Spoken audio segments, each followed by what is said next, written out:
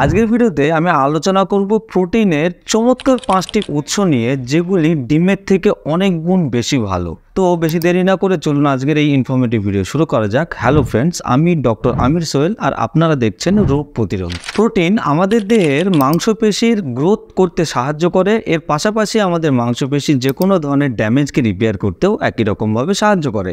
এছাড়াও প্রোটিন যখন আমরা খাই তখন আমাদের দেহের যে বিপাক ক্রিয়ার হার সেটা খুব সুন্দরভাবে বাড়িয়ে দেয়, যার ফলে কী হয়, আমাদের দেহের যে ফ্যাটগুলি অতিরিক্ত পরিমাণে জমা হয়েছিল বা জমা হওয়ার যে প্রবণতা সেটাকে কমিয়ে দেয়। আর যদি অতিরিক্ত জমা হয়ে থাকে তাহলে সেটাকে গলাতেও কিন্তু একই সঙ্গে দারুণ সাহায্য করে।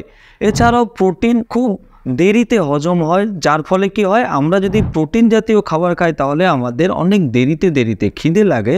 অর্থাৎ আপনি ঘন ঘন যদি না খান তাহলে আপনার দেহে খুব ঘন ঘন ক্যালোরি প্রবেশ করবে না, আপনার ওবেসিটি বা অতিরিক্ত ওজন হয়ে যাওয়ার মতো সমস্যাটাও দেখবেন ধীরে ধীরে কম হতে শুরু করেছে। এছাড়াও এই প্রোটিন জাতীয় খাবার খেলে আমাদের স্কিনের কালার খুবই গ্লো হয়, তার পাশাপাশি আমাদের দেহে চুল পড়ে যাওয়া বা ঝরে যাওয়ার মতো সমস্যা যদি থাকে সেটা অনেকটা কমে যায়।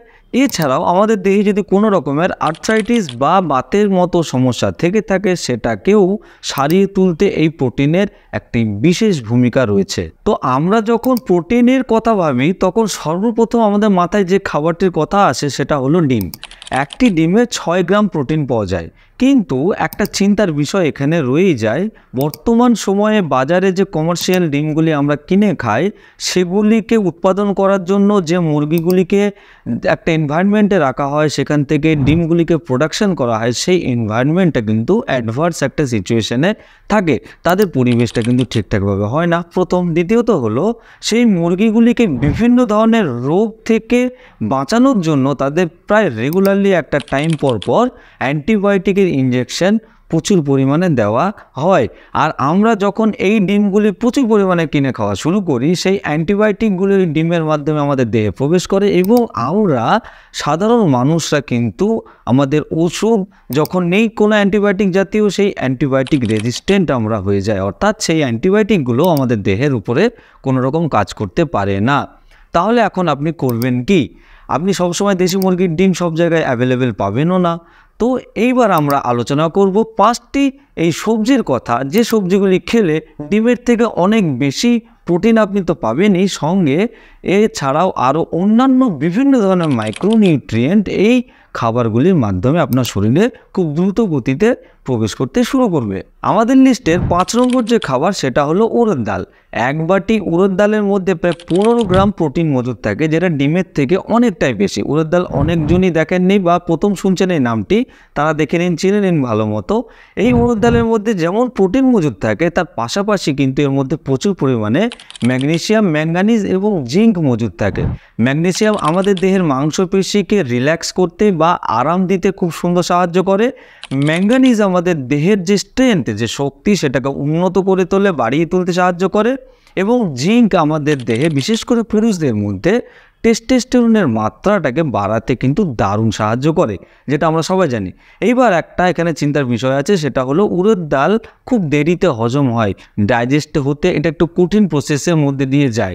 তো আপনি কি করবেন, যখন এটা রান্না করবেন তার সঙ্গে কিছুটা পরিমাণে হিং এবং তেজপাতা মিশিয়ে দেবেন, দেখবেন তারপর আপনার এটা হজম করতে আর সেরকম সমস্যা হচ্ছে না, খুব সহজে হজম হয়ে যাচ্ছে। এছাড়াও এরপরে আর একটা অপশনের কথা আমি বলি, সেটা হলো মুগ ডাল। গোটা মুগ ডাল এক বাটি যদি নেন আপনি, তার মধ্যে প্রায় 14 গ্রাম প্রোটিন মজুদ থাকে, যেটা ডিমের থেকে অনেকটাই বেশি, প্রায় 2টো ডিমের সমান বা তার থেকেও বেশি।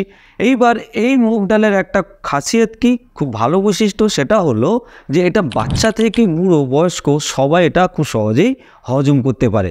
আপনি এক বাটি ডাল, উড়দ ডাল হোক বা মুগ ডাল হোক, আপনি রান্না করে যদি প্রতিদিন রেগুলার সেটা 2টো চাপাতির সঙ্গে খাওয়া শুরু করেন, তাহলে দেখবেন প্রায় 20 গ্রাম মতো প্রোটিন আপনার দেহে প্রবেশ করছে, যেটা প্রায় 3টে ডিমের থেকেও অনেকটাই বেশি পরিমাণে প্রোটিন আপনার দেহে প্রবেশ করতে শুরু করবে।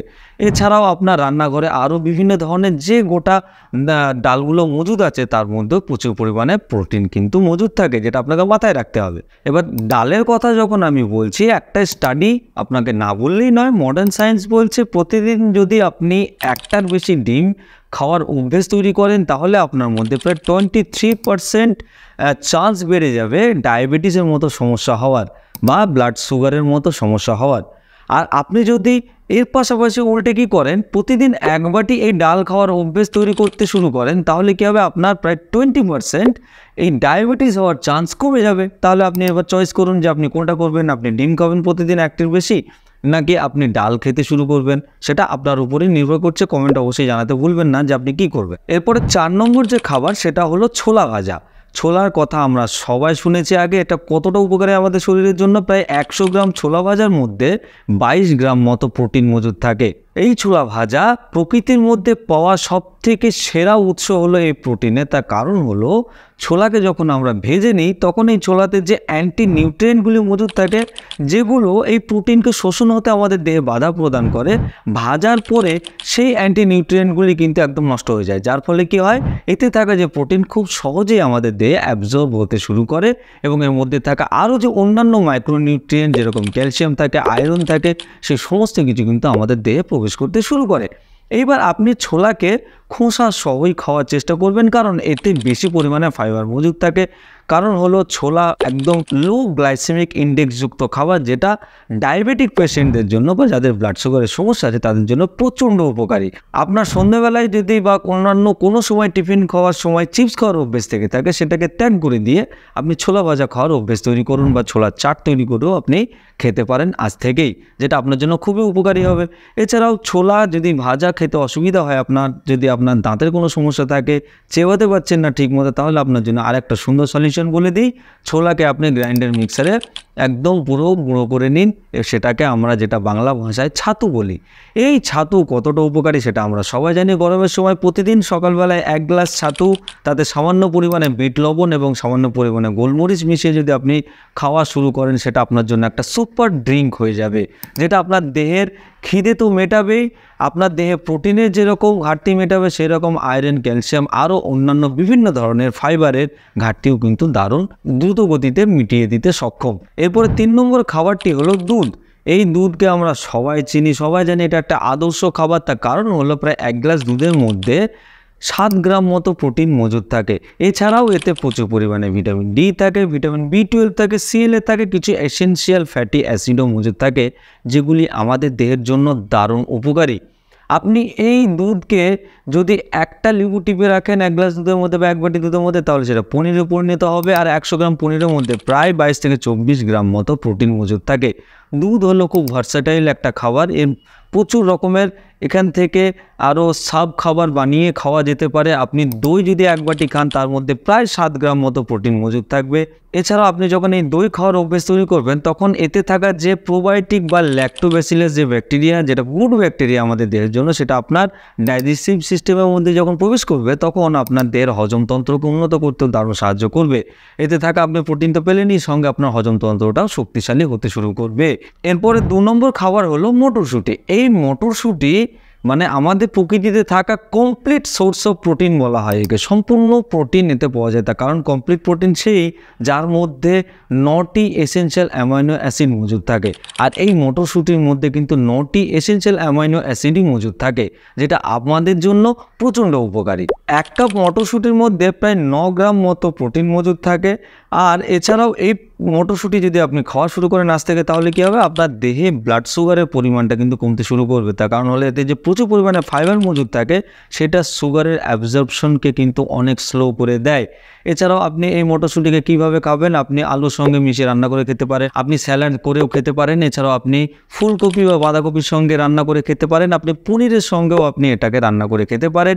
আপনি ভাবুন, যদি আপনি মটর পনিরের মতো তরকারি একটা সার্ভিং নেন, তার মধ্যে প্রায় 20 গ্রাম মতো প্রোটিন মজুদ থাকে, যেটা আপনার জন্য যথেষ্ট। আপনার প্রোটিনের ঘাটতি দেহে যেটা ছিল, সেটা কিন্তু মেটাতে একদম সুন্দরভাবে সক্ষম। এরপরে প্রথম যে খাবার সেটা হলো পিনাট বা বাদাম। এই বাদামকে আমরা চিনি কম্পেয়ার টু অন্যান্য বাদাম, যেমন কাঠবাদাম আছে, আখরোট আছে বা কাজু বাদাম আছে, তুলনায় এই পিনাটের মধ্যে প্রচুর বেশি পরিমাণে প্রোটিন পাওয়া যায়। প্রায় 1 মুঠো পিনাটের মধ্যে 7 গ্রাম মতো প্রোটিন মজুদ থাকে। আমরা জানি এই পিনাটের মধ্যে প্রোটিন ছাড়াও কিছু গুরুত্বপূর্ণ এসেনশিয়াল ফ্যাটি অ্যাসিড মজুদ থাকে, ওমেগা 3 ফ্যাটি অ্যাসিড মজুদ থাকে, যেটা আমাদের হার্টের জন্য বা হৃৎপিণ্ডের জন্য কতটা উপকারী।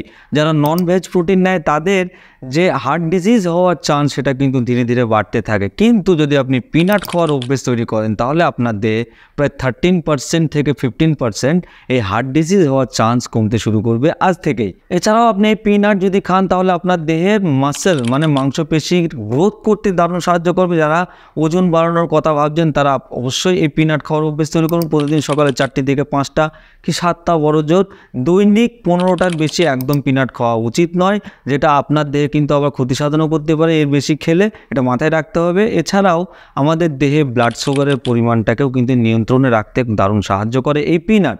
এছাড়াও আপনি পিনাটকে কীভাবে খেতে পারেন, আপনি আলুর সঙ্গে সবজির সঙ্গে মিশিয়ে রান্না করে খেতে পারেন বা অন্য কোনো স্ন্যাক্স হিসাবে খেতে পারেন, অথবা পিনাট বাটারও আপনি খেতে পারেন। তো দৈনিক চাহিদা আপনার পিনাট যদি আপনি খান কতটা খাবেন, 15টার বেশি নয় গোটা পিনাট, অথবা 2 চামচ যে পিনাট বাটার সেটাই আপনি খাওয়ার চেষ্টা করবেন, এর বেশি নয়।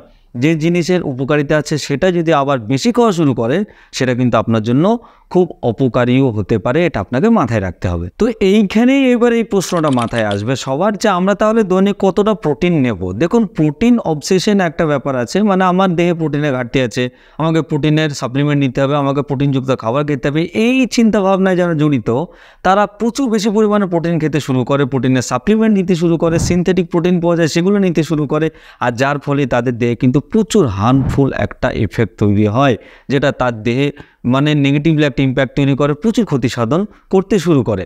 এইবার আপনি যদি গুগলে সার্চ করেন বা আপনি যদি এর নিয়ে রিসার্চ করেন যে কতটা পরিমাণ আপনি প্রোটিন খাবো, তাহলে তার সঠিক উত্তর হয়তো আপনি পাবেন না। প্রচুর ডেটা আছে, প্রচুর অ্যান্সার আছে, প্রচুর লজিক আছে। এর মধ্যে দ্য চায়না স্টাডি হচ্ছে সব থেকে স্ট্যান্ডিং একটা লজিক, যেটা বলছে 5 to 10% of your daily intake calories, মানে আপনি প্রতিদিন যতটা পরিমাণ ক্যালোরি নিচ্ছেন তার 5 থেকে 5 থেকে 10% প্রোটিন হওয়া উচিত। এবার আপনাকে উদাহরণ দিয়ে বোঝালে আপনি আশা করি বুঝতে পারবেন। আর এখানে আর একটা কথা আমি বলে রাখি, বডি স্ট্রাকচারের উপরেও কিন্তু প্রোটিনের রিকোয়ারমেন্টটা ডিপেন্ড করে, এটা আপনাকে মাথায় রাখতে হবে। কারোর বডি হয়তো খুব ফিট, তার মাসেল মাস ঠিকঠাকভাবে মানে গ্রোথ হয়ে আছে, তাদের প্রোটিনের যতটা রিকোয়ারমেন্ট হবে, যার দেহ একদম থিন পাতলা লিকলিকে শরীর, তাদের কিন্তু প্রোটিনের রিকোয়ারমেন্টটা একটু বেশিই হবে। তো ধরা যাক আপনি সকালবেলায় 2টো চাপাতি খেলেন, সঙ্গে 1 বাটি দই খেলেন, অর্থাৎ আপনি যদি 700 গ্রাম মতো ক্যালোরি নিয়ে থাকেন, তার মধ্যে প্রায় 12 গ্রাম মতো প্রোটিন আপনাকে নিতে হবে। এবার লাঞ্চের সময় আপনি যদি আলু মটর খান, সঙ্গে যদি 2টো চাপাতি খান, তাহলে 530 গ্রাম আপনি ক্যালোরি নেবেন, আর সঙ্গে 14 গ্রাম মতো প্রোটিন আপনার দেহে প্রবেশ করবে। রাত্রিবেলা যদি আপনি ডাল ভাত খান, তাহলে আপনার দেহে 500 গ্রাম মতো ক্যালোরি প্রবেশ করবে, সঙ্গে তার যদি 5 অথবা যদি 10% ধরা হয় প্রোটিন, তাহলে সেটা হবে 15 গ্রাম মতো। এছাড়াও আপনি যদি রাত্রিবেলায় ঘুমানোর আগে হাফ গ্লাস দুধ, যেটা 70 গ্রাম মতো ক্যালোরি আপনার দেহে প্রবেশ করবে, সঙ্গে আপনার যদি পার্সেন্টেজ অনুযায়ী হিসাব করা হয় তাহলে 5 গ্রাম মতো আপনার দেহে প্রোটিন প্রবেশ করবে। এবার যদি এটাকে টোটাল ক্যালকুলেট আপনি করেন, তাহলে 1800 গ্রাম মতো ক্যালোরি যদি আপনার দেহে দৈনিক প্রবেশ করে, তাহলে তার প্রায় 46 গ্রাম মতো বা 46 গ্রাম মতো প্রোটিন আপনার দেহে প্রবেশ করবে, যেটা আপনার জন্য এনাফ, যথেষ্ট।